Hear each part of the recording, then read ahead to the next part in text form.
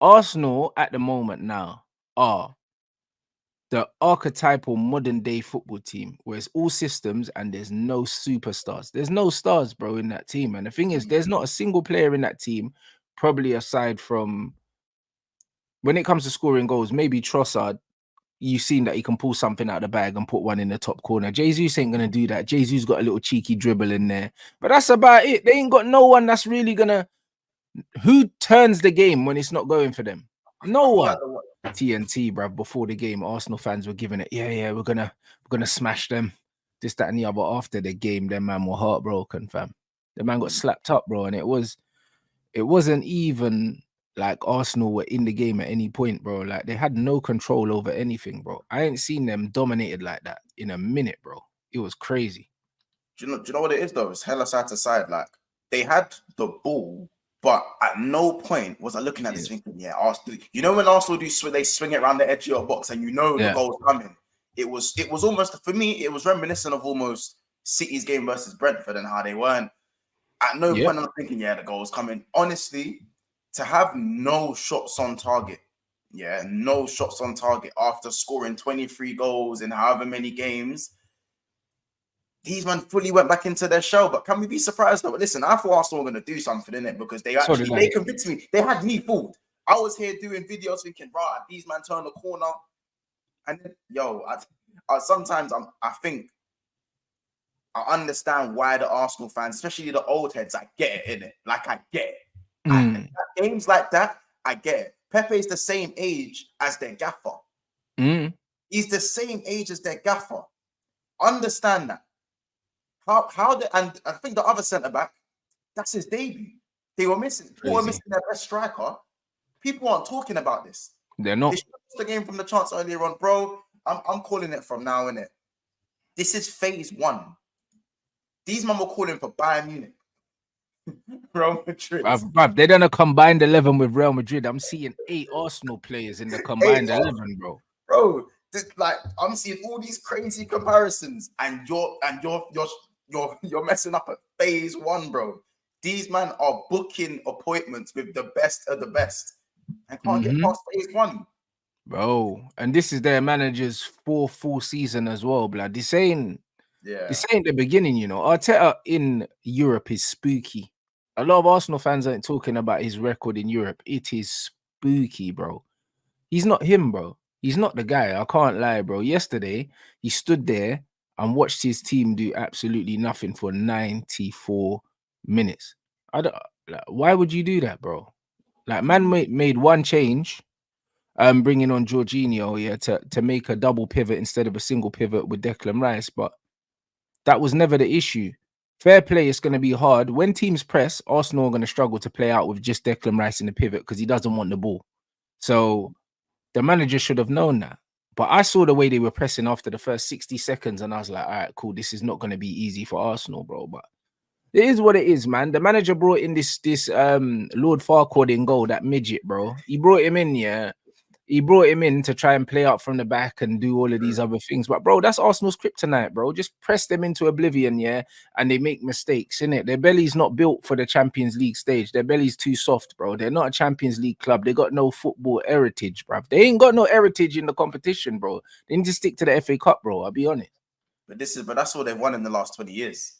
You know what I'm saying? I look at the way someone like Ødegaard, who's been lauded. You see, do you know what it is? It's the way the players get lauded for me. That's what it is. The way the players get lauded. Like Saka, there's no middle ground with my man. There's no middle ground. He's either top of the crop, comparisons to Salah and them, man, or it's just, you know, he's all right. For me, he's just a good player. That's it. No more than that. He's a good player. And there's nothing wrong with he's 22. If man are going to say, he's going to be world class, I'm not even going to argue man down for that. I'm not going to argue down for saying the man's got world class potential, because he's doing what a lot of world class men now weren't actually doing at that age anyway. With a team that ain't won nothing. So I understand it. But you see, these men miss X factor. And Ødegaard, I don't say this. When Ødegaard plays a big game, he's the Troy Bolton of football, bro. It's hella heavy. It's hair flicks and nothing else. No people, no defense splitting passes, hella touches, and that's it. That's all, bro. But that's Arsenal in a nutshell, though, bro. Because the thing is, Arsenal at the moment now are the archetypal modern day football team where it's all systems and there's no superstars. There's no stars, bro, in that team. And the thing is, there's not a single player in that team, probably aside from when it comes to scoring goals, maybe Trossard. You've seen that he can pull something out of the bag and put one in the top corner. Jesus ain't gonna do that. Jesus got a little cheeky dribble in there, but that's about it. They ain't got no one that's really gonna. Who turns the game when it's not going for them? No one. Yeah. I feel like the word's almost inevitable. Who's inevitable? So regardless of what you do and who you're playing against, he's still gonna score. You can't stop him. They don't have that. I feel like the closest guy they have isn't even Saka. I think it's Saliba. He's probably the closest guy. And even him, bruv, he's got an own goal in him as well, bruv. So it's not really like, do you know what I mean? He's still maturing. He's still learning the game. Do you know what I'm saying? Do you know what? Do you know what I would say is the most obvious thing that we didn't actually notice? If you look at the way these men reacted to Champions League football, showed me they weren't ready from the jump, in it. Even though they nearly swayed me with their Premier League form. Declan Rice is their £100 million man. He's the guy who everyone's been sucking off. Everyone's been sucking him off this season and how good he's been. Even the times when he's passed sideways, they're like, "Oh my god, do you see the way? Like, look at the way my man passed sideways." All of that. This is them. He looked at that, bro. He looked at that Champions League ball like it was his newborn, bro. Yeah, he was staring at it like it was his newborn. You can't expect a man. How do you, bro? Your £100 million man looked at a Champions League football like it was your first you. You can't expect that to be turning tides. No, he couldn't believe he was there, bro, because he don't belong there. That's just the obvious truth, bro. Like, these men are still trying to convince themselves that he's a good footballer, bro. He's basic. He basic. Just like Saka's basic as well. Like, it's okay, bro. You know what I'm saying? It's all right. These men are basic. Martinelli, basic. Like, when I was watching them yesterday, bro, them two, they love a little drag the ball down the outside and just cross the ball into the box without looking. They love it. Both of them. Head down. I just see these men just pushing the ball down the outside, slapping the ball across the box. Nobody there, bruv. Who you crossing the ball to? It's mad. Like, it's literally like Arteta's just got these man practicing the same things again and again and again. We're going to play out the same way. If that doesn't work, we're fucked. We're going to get to the wing. We're going to do the same thing. If it doesn't work, we're fucked. And all that this showed me, what I already knew, is that the Premier League is such an overrated league, bro, in terms of tactics, bro. Most of these Premier League managers ain't up to it, bro. And a lot of these Premier League players are not technically good, because when you look at what Porto done to them yesterday, Porto actually controlled the game, without the football. And it's very difficult to do that. It's very difficult to control a game of football without having the majority of the ball, bro. But the way that they pressed Arsenal, they made Arsenal play their game, innit? And that's all it was. Like, Arsenal wanted to get the ball. Arsenal like to get the ball into their wide players and isolate fullbacks. Erdegaard makes the late run to the edge of the box, and then normally they should have a runner coming in. Arsenal couldn't get the ball to their wingers. They couldn't get them to their wingers because they were getting cut off at source, bro. And this is how you stop teams like that. You cut it off at the source, bro. The difference between Arsenal and Liverpool is Liverpool ain't afraid to go long if you do that to them. The keeper just kick it long. I didn't see one long kick from Raya for the whole game, bro. And this is exactly the difference between the systems that teams like Man City and Arsenal play and the way that Liverpool play. That's the reason why Liverpool tend to kill Man City and they tend to kill Arsenal when they play like that. Because, bro, listen, I love the beautiful game played out from the back and all that, but sometimes man just have to get it forward, innit? Man ain't got no time for this bullshit. Like, you don't get extra points, for style in football, bro. You don't get style points, innit, bro? Like, when the ball's in the net, it's a goal, innit? Man have to just get the ball forward sometimes. That's football, though. That's football these days. You know, as I said, every man loves a hair flick. Man love a hair flick before their set piece. You know what I'm saying? Everything has to be pretty and systematic. And don't get me wrong, listen, when a system is like what Pep system, certain systems, bro, more time you can't stop it. But there's always an Achilles heel to a system, and I think Tyler said you can stop Pep's system. The problem is you can't stop Pep's players a lot of the time because he's got too many. That's all it is. Like Pep, But the thing is, Pep's football only works, with good players, bro. Because his football's not about him; it's about the players, bro. Because when his players don't turn up, you get performances like the Chelsea performance. And I think it's all about being durable as well, and being like flexible. Like as you said, we've got the better of City on a lot of, not all, like on a lot of occasions, because there's just times where Alisson, teapot, halfway line, Salah spins Cancelo, goal. You see what I'm saying? Because like, and that's what I think about Champions League football. I think Champions League football supersedes systems at times, innit? In the sense that like there's certain games where an Italian, you might bucket Inter Milan, and then man will sit there and go, all right, cool, do what you want to do. Your thing, bruv. Do what you want to do, because we're not going to play Inter Milan's football. We're going to play the football that's going to counter your football, and we'll see how that works out. Because this is a 2-game knockout. We don't need to match you for 38 games. We don't need to do that. You know what I'm saying? So like, I think there isn't enough Arsenal, like with Arteta anyways. There's not enough. There's no plan B. There's no well, and there kind of is a plan B, because we saw them go long to Havertz, and it actually worked. This is what I don't. But they should have done that yesterday. They went long to Havertz against City. They win the game 1-0 at the end of the game, and that's no fluke. So man will see things and not change it. He'll not see the success of something. Maybe I don't know. Maybe I think also there's another element of these men have looked at Porto and gone, "It's Porto, innit? That's like, it. It's Porto, innit? We can play the game in gear 1, gear 2, and win this game 1-0, 2-0. Bro, look how negative that substitution was. Man subbed on Jorginho, bro. He wanted the 0-0. He saw, took off Trossard. Yeah, he thought and saw. He looked at that game and thought, yeah, you know what? Yeah, take it back home, innit? Let's take it back home. And then look, they should have been one. I think it was the same guy that scored the banger, hit the post. Yep. It was the same, bro. Should have been 2-0. The game should have been over, 2-0. If it's 2-0, the tie is over.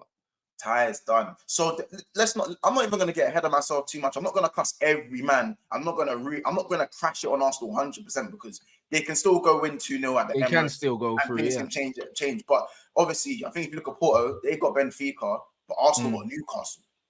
So now this is where it's crunch time now. And certain players, like as I said, there ain't X factor. Who's really gonna bring Saka? Ain't got X factor unless Odegaard is playing out of his skin. Unless that little 1-2 that they got going on, I don't know where it's coming from. Martinelli, dark alleys. Martinelli is Marcus Rashford from the favelas, bro. Yeah, but that's it. That's where it is, bro. You can never tell me that. I understand he scores goals. If anything, you might even say he's a better finisher than Saka in terms of his like one-on-one and that. When he's in, yeah. He's more of a natural finisher than Saka, bro. Saka don't even look like a winger to me, bro. But like as a bro, you see when Martinelli runs out of ideas, bro, it's actually hard to watch. Tell me what he's good at. Nothing. Apart from being direct. Nothing. Realistically. Yeah, but bro, that's a lot of these modern players, bro. Like, what are they good at other than being direct? Nothing, bro. That's how these men are rating these players now. Head down, kick the ball down the line, fall over, it goes out for a goal kick. These men are doing it. They're all doing it, bruv. He's doing it, Doku's doing it, Rashford's doing it, bruv. They're all doing it, bruv. This is what these wide players are doing now, bro. These men are just lining up goal kicks, bro. That's all they're doing, bro. Martinelli's thing's crazy. He done one thing yesterday where he tried to run it down onto his left foot, bro, and scuffed it out for a goal kick, bro. Broski, when I saw that, bro, listen, any wide player that runs the ball out for a goal kick, bro, nah, you can't return. You can't return to my team. That's crazy. Like, I couldn't believe it, bro. Nah, bro, but they all do it, though. This is what I keep trying to say to people, and people keep trying to say to me, like, them man want to try cuss players like Grealish and stuff like that, the ones that are controlled, that actually get their head up and look for players, but they'll rather these speed demons that just run with their head down and just be trying to hit space. Like, even when you look at Saka, most of his goals are the same as Martinelli. Ball comes down the outside, hopefully he gets an overlap so he can cut inside, or he's running off someone's shoulder, bro. Like, this guy's not cooking players, bruv. I see Kivior get absolutely cooked twice yesterday. He got bun up. Bruv, listen, when I tell you, that brother should have gone down in the box, he would have got a penalty. The brother was pulling his shirt, bro. I would have been tumbling, bro, if that's me. As soon as I feel the sleeve, I'm gone. That's it. Immediately, I'm getting that penalty. And then the nutmeg ripped man in half and he took the book in, but nah, he was getting bullied. Like, you don't see Saka doing that to man. Yeah, I mean, and Martinelli, you know, he's just gonna go down the outside and scuff the cross, innit? Like they're so predictable, bro. And it's a symptom of modern football. Modern football is so predictable. The one thing about Liverpool, they have an unpredictability about them because you've got some wild attackers, bro. Mo Salah's mad unpredictable. Nunez is mad unpredictable. Diaz is mad unpredictable, bruv. So when you've got wild players like that, that kind of have the freedom in the final third to kind of just do what they want, yeah, it makes them more dangerous. That's why you man bust up Luton. Yeah, that's basically because. But so what you're basically saying is it's almost like effective is better than aesthetics. Well, it is obviously being effective. You'd rather because it's chaos, bro. Do you know what I'm saying? At the end of the day, you can have aesthetic football, yeah. Like Real Madrid, for example, they got aesthetic football, but at the end of the day, Vinny's gonna do something you don't expect. Do you know what I'm saying? Rodrigo's gonna do something you don't expect. Brahim Diaz the other day fell down, spun, whipped in the top corner. Like, bro, the plan B is supposed to be your players. Plan A is your system, and plan B is the individuals, bro. When you don't have the individuals, you're relying on the same pattern of play and someone switching off and making a mistake. Because there's certain because there's certain coaches that don't really coach the attacking play too tough in it. They coach all the way up until the midfield, and then with the attack, you shouldn't coach attacking. It's a waste of time. Do you know what I mean? It's a waste of time because it takes away from players. But as an attacker myself, or even when I'm playing ball, bro, like when certain managers are telling you to do this and do that and to make this exact specific run, football's so situational.